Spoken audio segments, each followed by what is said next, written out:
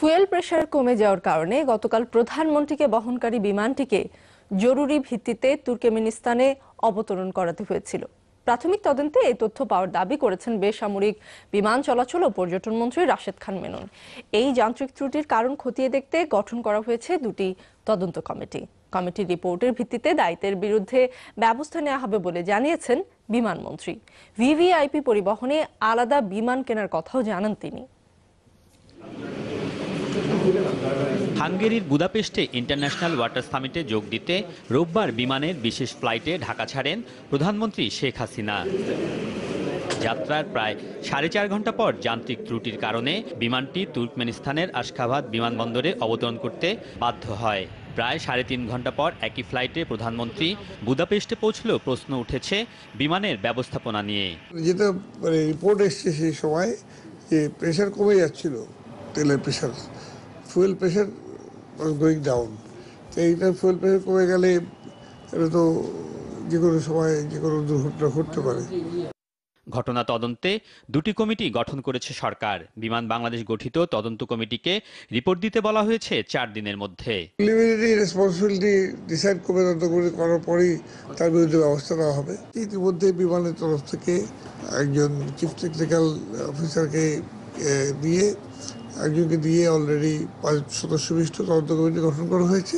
বিমানমন্ত্রী জানান ভিভিআইপি পরিবহনে আলাদা বিমান কেনা হবে। আলমগীর স্বপন, যমুনা নিউজ, ঢাকা। প্রশাসনের দুর্নীতির কারণে প্রধানমন্ত্রীকে বহনকারী বিমানে যান্ত্রিক ত্রুটির মতো ঘটনা ঘটেছে, এমন মন্তব্য করেছেন জাতীয় পার্টি চেয়ারম্যান হুসেইন মোহাম্মদ এরশাদ। ডিপ্লোমা ইঞ্জিনিয়ার্স ইনস্টিটিউটে দলের যৌথ সভায় এ কথা বলেন সাবেক রাষ্ট্রপতি। ঘটনাটি লজ্জাজনক মন্তব্য করে কর্তৃপক্ষকে বিষয়টি জরুরি ভিত্তিতে খতিয়ে দেখার অনুরোধ করেন তিনি।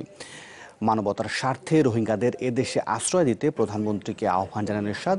যৌথ সভায় দলের চেয়ারম্যান রওশন এরশাদ বলেন, ক্ষমতায় যেতে সবাই জাতীয় পার্টিকে ব্যবহার করেছে, প্রতিশ্রুতি দিলেও ক্ষমতায় গিয়ে কোনো সরকারই এরশাদের মামলা প্রত্যাহার করেনি।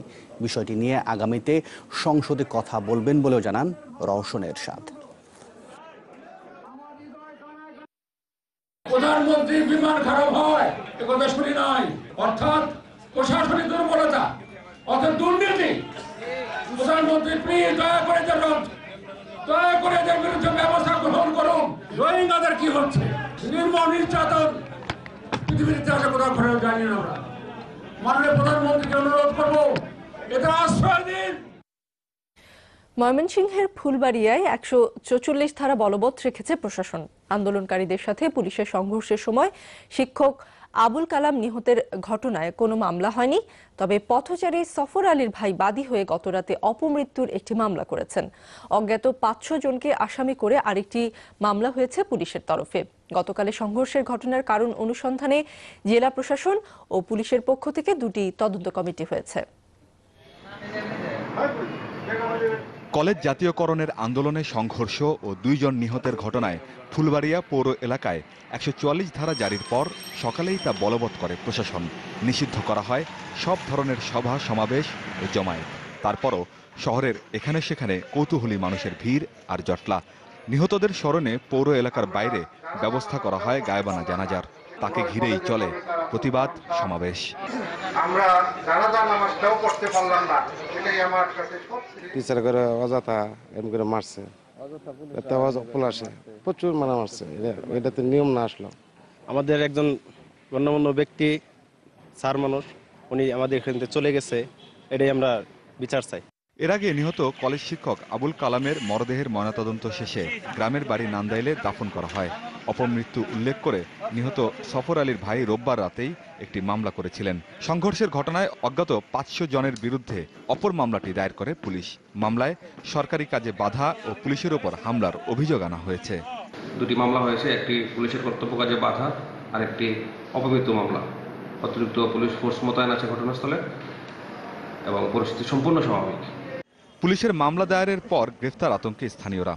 ঘটনার পর বিতর্কিত এমন তৎপরতার বদলে প্রশাসন আগেভাগে উদ্যোগ নিলে হতাহতের মতো অনাকাঙ্ক্ষিত ঘটনা এড়ানো যেত বলে দাবি তাদের। আওয়ামী লীগের সভাপতি হিসাবে এবং কি মাননীয় এমপি হিসাবে যদি আজকে কোনো উদ্যোগ নিত এটা নিরসনের জন্য, তাহলে এই ধরনের মৃত্যুর ঘটনা ঘটতো না, এই ধরনের অনাকাঙ্ক্ষিত ঘটনা ঘটতো না। এলাকায় আমরা গন্ডগোল চাই না, রাতে যাতে পুলিশ যাতে অযথা হয়রানি না করে। এলাকার সাধারণ মানুষ আছে, অনেক নিরহ মানুষ আছে। সংঘর্ষ ও নিহতের ঘটনার কারণ জানতে জেলা প্রশাসন ও পুলিশের পক্ষ থেকে তদন্ত কমিটি হয়েছে। 3 সদস্যের এসব কমিটিকে সর্বোচ্চ 7 কর্মদিবসের মধ্যে প্রতিবেদন দিতে বলা হয়েছে। আমিন বাবু, যমুনা নিউজ।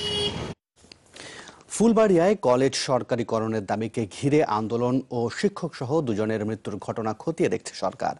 দীর্ঘদিনের দাবি সত্ত্বেও কলেজটি সরকারি করা হবে কিনা তা নিয়ে কোনো আশ্বাস দেননি শিক্ষামন্ত্রী। তিনি বলেন, জাতীয়করণের বিষয়টি শিক্ষা মন্ত্রণালয় দেখে না, এটি প্রধানমন্ত্রীর অধীনে। ময়মনসিংহের ফুলবাড়িয়া কলেজ জাতীয়করণের দাবিতে 1.5 মাস ধরে আন্দোলনে শিক্ষার্থী ও শিক্ষকরা।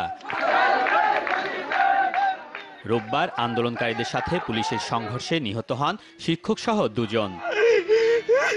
ঘটনাটিকে দুঃখজনক উল্লেখ করে শিক্ষামন্ত্রী জানালেন, বিষয়টি খতিয়ে দেখছে সরকার। খুবই দুঃখজনক যে শিক্ষক সেখানে মারা গেছেন এবং এই পরিস্থিতির সৃষ্টি হয়েছে। আমরা সিদ্ধান্ত নিয়েছি এবং ইতিমধ্যেই সেটা গঠিত হয়ে গেছে যে আমরা উচ্চ পর্যায়ের একটা তদন্ত কমিটি করব, যাতে জানা যায়।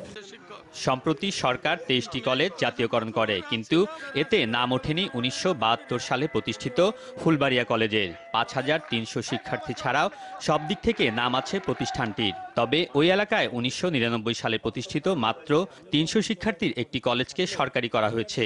দৃষ্টি আকর্ষণ করা হলে মন্ত্রী জানান, বিষয়টি তার এখতিয়ারে নেই। এই পর্যায়ে মাননীয় প্রধানমন্ত্রী সিদ্ধান্ত দেন যে আমরা প্রতি উপজেলায় যেখানে সরকারি স্কুল নেই বা সরকারি কলেজ নেই, সেখানে স্কুল বা কলেজ বা দুটেই যেখানে নাই সেখানে করা হবে। ফলে এটার ব্যাপারে আমাদের কোনো আলাদা করে আর কিছু বলার নাই।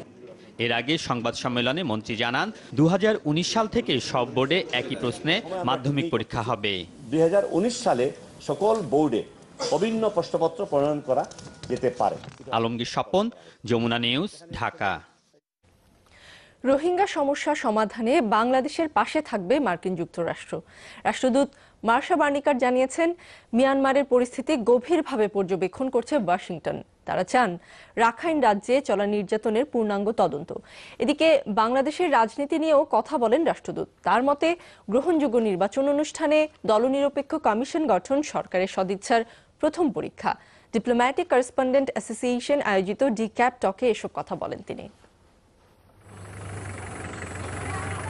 মিয়ানমারের রাখাইন রাজ্যে রোহিঙ্গা জনগোষ্ঠীর ওপর দেশটির সামরিক বাহিনীর নির্যাতন থামছেই না। জাতিসংঘ সহ আন্তর্জাতিক সম্প্রদায়কে পাশ কাটিয়ে রোহিঙ্গা জনগোষ্ঠীকে সমূলে উচ্ছেদের অমানবিক অভিযান চালাচ্ছে শান্তিতে নোবেল বিজয়ী অং সান সুচির সরকার। আন্তর্জাতিক সংস্থা ও গণমাধ্যমকেও সেখানে যেতে দিচ্ছে না নেপিডো। মানবাধিকার লঙ্ঘনের দায়ে দেশটির উপর জাতিসংঘ নিরাপত্তা পরিষদের অবরোধ আরোপের দাবিও উঠেছে বিশ্বজুড়ে। এমন অবস্থায় ঘটনাস্থল পরিদর্শন করেছেন মিয়ানমারে নিযুক্ত মার্কিন রাষ্ট্রদূত। My counterpart had recently been able to travel to Rakhine State, which মিয়ানমারের ঘটনা আমরা গভীরভাবে পর্যবেক্ষণ করছি। যে ধরনের নির্যাতন চলছে তার পূর্ণ তদন্ত চাই। আন্তর্জাতিক সম্প্রদায়কে এগিয়ে আসার যে আহ্বান জানিয়েছে বাংলাদেশ, তা ইতিবাচক। আমরা বাংলাদেশের পাশেই আছি। তবে হ্যাঁ, মিয়ানমারের নির্বাচিত সরকারের কাছে অনেক বিষয়েই আমাদেরও প্রত্যাশা অনেক। প্রশ্নোত্তরে আসে ঢাকা ওয়াশিংটন সম্পর্কের বিভিন্ন দিক। আগামী জাতীয় নির্বাচনের আগে গ্রহণযোগ্য কমিশন গঠনেরও তাগিদ ছিল মার্কিন দূতের। The Honorable Prime Minister herself during the Awami League Council made the statement that she does not want to have questionable elections. Awami লীগের সম্মেলনে প্রধানমন্ত্রী স্পষ্ট করে বলেছেন, প্রশ্নবিদ্ধ নির্বাচন তিনি চান না। নতুন সাধারণ সম্পাদকও একই কথা বলেছেন। সেজন্য দল নিরপেক্ষ একটি নির্বাচন কমিশন গঠন সবচেয়ে জরুরি। প্রত্যাশা গ্রহণযোগ্য ও অংশগ্রহণমূলক নির্বাচনের জন্য সেটি করা হবে। We want to see an independent, a strong and a non-partisan electoral commission. ঢাকায় 1 জুলাই পরবর্তী নিরাপত্তা ব্যবস্থা নিয়ে সন্তোষ জানান রাষ্ট্রদূত। বলেন, তবে এ নিয়ে আত্মতুষ্টিতে ভোগার সুযোগ নেই, সতর্ক থাকতে হবে সব সময়। দূতাবাসে নিজস্ব নিরাপত্তা রক্ষী রাখা নিয়ে সরকারের সাথে এখনো কথা চলছে বলেও জানান তিনি। Your police have been enormously generous and supportive. Mahfuz Mishu, Jamuna news, Dhaka. এদিকে কক্সবাজারের টেকনাফ সীমান্তে অনুপ্রবেশের সময় আজও রোহিঙ্গাদের 8টি নৌকা ফেরত পাঠিয়েছে বিজিবি। ভোর থেকে সকাল 10টা পর্যন্ত নাফ নদীর 4টি পয়েন্ট দিয়ে তাদেরকে ফেরত পাঠানো হয়। টেকনাফ বিজিবি ব্যাটালিয়নের অধিনায়ক জানান, নাফ নদীর বিভিন্ন পয়েন্ট দিয়ে মিয়ানমারের 8টি নৌকা অনুপ্রবেশের চেষ্টা করে। প্রতিটি নৌকায় 10 থেকে 15 জন রোহিঙ্গা ছিল, তবে বিজিবি সদস্যরা জলসীমার শূন্য রেখা থেকেই তাদের ফিরিয়ে দেয়। গত এক সপ্তাহে রোহিঙ্গা বহনকারী প্রায় অর্ধশত নৌকা ফেরত পাঠিয়েছে বিজিবি। মিয়ানমারের সেনাবাহিনীর অভিযানের পর বাংলাদেশে অনুপ্রবেশ ঠেকাতে সীমান্তে কঠোর অবস্থান নেওয়া হয়েছে। রোহিঙ্গা নিপীড়নের ঘটনায় ইন্দোনেশিয়ায় ব্যাপক বিক্ষোভের মুখে সফর বাতিলের ঘোষণা দিল মিয়ানমারের রাষ্ট্রীয় উপদেষ্টা অং সান সুচি। রাষ্ট্রীয় সফরে শুক্রবার ইন্দোনেশিয়ার রাজধানী জাকার্তা যাওয়ার কথা ছিল সুচির। সোমবারই এ সফর বাতিলের কথা নিশ্চিত করে পররাষ্ট্র মন্ত্রণালয়ের মুখপাত্র। রোহিঙ্গাদের নির্যাতনের ঘটনায় সুচির নীরব ভূমিকায় শুক্রবার বড় ধরনের বিক্ষোভের ডাক দেয় এই সিদ্ধান্ত নেয় মিয়ানমার সরকার। গেল শুক্রবারেও এই ইস্যুতে জাকার্তায় ব্যাপক বিক্ষোভ হয়। এরই মধ্যে দেশটিতে বিক্ষোভের ঘটনায় আটক করা হয়েছে কয়েকজনকে। ইন্দোনেশিয়ান পুলিশ জানায়, জাকার্তার মিয়ানমার দূতাবাস সহ কয়েকটি অঞ্চলে বোমা হামলার পরিকল্পনা করছিল ইসলামিক জঙ্গি গোষ্ঠীর কয়েকজন সমর্থক। সন্ধ্যার বাংলাদেশের সময় হলো এটা বিরতির। ফিরে এসে থাকছে আত্মসমর্পণ করল সুন্দরবনের আরও একটি দস্যু বাহিনী। বরিশালে স্বরাষ্ট্রমন্ত্রীর কাছে অস্ত্র জমা দেয়া খোকাবাবু সহ বাহিনীটির 12 সদস্য। র্যাব 8-এর সদর দফতরে 22টি আগ্নেয়াস্ত্র এবং 1000-এর বেশি গুলি জমা দেয় তারা। এর আগেও আত্মসমর্পণ করে সুন্দরবনের আরও 6টি দস্যু বাহিনী। এসব আত্মসমর্পণের সহযোগিতায় ছিলেন যমুনা টেলিভিশনের বিশেষ প্রতিনিধি মহসিনুল হাকিম। সুন্দরবনের আরেক ত্রাস খোকাবাবু বাহিনীর আত্মসমর্পণের প্রস্তুতি চলছিল সকাল থেকেই। বরিশালে র্যাব 8 সদর দপ্তরে বাহিনীর 12 সদস্য আনুষ্ঠানিকভাবে আত্মসমর্পণ করে স্বরাষ্ট্রমন্ত্রীর কাছে। জমা দেয় 22টি আগ্নেয়াস্ত্র ও 1000 রাউন্ডের বেশি গুলি। নিজেদের ভুল বুঝতে পেরে সরকারের কাছে আত্মসমর্পণ করেছে বলে জানায় বাহিনীর প্রধান খোকাবাবু। ওই পথটাই ভালো না, তাই যে নিজের ভুল বুঝতে পারে আমি সরকারের কাছে এসে আত্মসমর্পণ করেছি। অনুষ্ঠানে র্যাব মহাপরিচালক আত্মসমর্পণকারীদের স্বাভাবিক জীবনে ফেরাকে স্বাগত জানান। বাকিদের সরকারের দেয়া সুযোগ গ্রহণের আহ্বানের পাশাপাশি দস্যুদের প্ররোচনাকারীদের হুমকি দেন তিনি। আত্মসমর্পণ করেন, আর না হয় র্যাব কিংবা অন্যান্য আমাদের যে আইনশৃঙ্খলা বাহিনী আছে তাদের সঙ্গে যদি সাহস থাকে মুখোমুখি হন, এবং আমাদের সামনে মুখোমুখি হলে ইনশাআল্লাহ জান নিয়ে ঘরে যেতে পারবেন না। আমাদের সুন্দরবনকে এবং আমাদের বাংলাদেশের জলসীমাকে জলদস্যু মুক্ত না করা পর্যন্ত আমাদের সকল বাহিনীর অভিযান অব্যাহত থাকবে। একই হুঁশিয়ারি দেন স্বরাষ্ট্রমন্ত্রীও। বলেন, যে কোনো মূল্যে নিরাপদ করা হবে সুন্দরবন ও দেশের জলসীমাকে। আমরা কোনো ক্রমেই আমাদের অপার সম্ভাবনাময়ী জায়গা সুন্দরবনকে আমরা এই জলদস্যুদের আস্তানা গড়তে দেব না। অভিযানের মাধ্যমে এই ধরনের সন্ত্রাসী অ্যাক্টিভিটিস যারা করেন, যারা জলদস্যুতা করেন, যারা বনদস্যু হিসাবে আজকে আত্মপ্রকাশ করার প্রচেষ্টা করছেন, সবাইকে নির্মূল করা হবে। সুন্দরবনের 7ম দস্যু বাহিনী হিসাবে আত্মসমর্পণ করল খোকাবাবু বাহিনী। দস্যুদের এই ধারাবাহিক আত্মসমর্পণে স্বস্তি ফিরছে সাগর ও সুন্দরবনে। এবছর জেলেরা অনেকটা শান্তিতেই মাছ শিকার করেছেন সাগরে। দস্যুদের আত্মসমর্পণে খুশি জেলেরা। এই আত্মসমর্পণের পরে আমরা আগে তো বাতি নিবেই ট্রলার পাইতাম, এবার বাতি জ্বালাই আমরা মাছ ধরি। এই জিনিসটা যেন চলমান থাকে, এই জন্যে আমি ধন্যবাদ জানাই প্রধানমন্ত্রীকে। এ নিয়ে প্রায় 150 আগ্নেয়াস্ত্র ও প্রায় 9000 রাউন্ড গুলি জমা দিল আত্মসমর্পণকারী 7 দস্যু বাহিনী। কাউসার হোসেন, যমুনা নিউজ, বরিশাল। এর আগে গতকাল বিকেলে র্যাবের হেফাজতে আসে খোকাবাবু বাহিনীর 12 সদস্য ও তাদের অস্ত্রগুলি। সেখানে ছিলেন সহকর্মী মহসিনুল হাকিম। মাস্টার বাহিনীর আত্মসমর্পণের মধ্য দিয়ে এই আত্মসমর্পণের প্রক্রিয়া শুরু হয়েছিল সুন্দরবনের দস্যু বাহিনী। যে বাহিনীগুলো আত্মসমর্পণ করেছে, তাদের আত্মসমর্পণ করার পরে তারা যে স্বাভাবিক জীবনে ফিরছে সেটি দেখে আরো বাহিনীগুলো বা দস্যুরা যারা, তারাও আত্মসমর্পণে আগ্রহী হয়েছেন। তারা অনেকেই আমাদের সঙ্গে যোগাযোগ করে আত্মসমর্পণ করে ফেলেছেন। আর যে কটি বাহিনী আছে তারা যোগাযোগ করছেন। এই মুহূর্তে আমরা দেখছি যে একে একে খোকাবাবু বাহিনীর সদস্যদের নিয়ে আসা হচ্ছে। তারা ইতিমধ্যেই র্যাপিড অ্যাকশন ব্যাটালিয়ন র্যাবের হেফাজতে চলে এসছে। কথা বলতে চাচ্ছি সুন্দরবনের খোকাবাবু বাহিনীর প্রধান খোকাবাবুর সঙ্গে। আপনি তো আত্মসমর্পণ করলেন, কি মনে করে?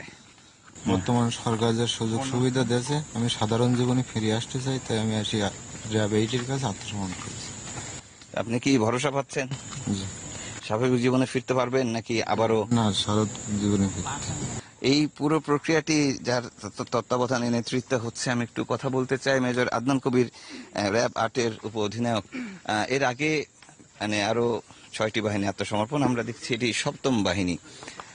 একটু বলবেন যে আপনাদের এর পরের প্রক্রিয়াগুলো কি?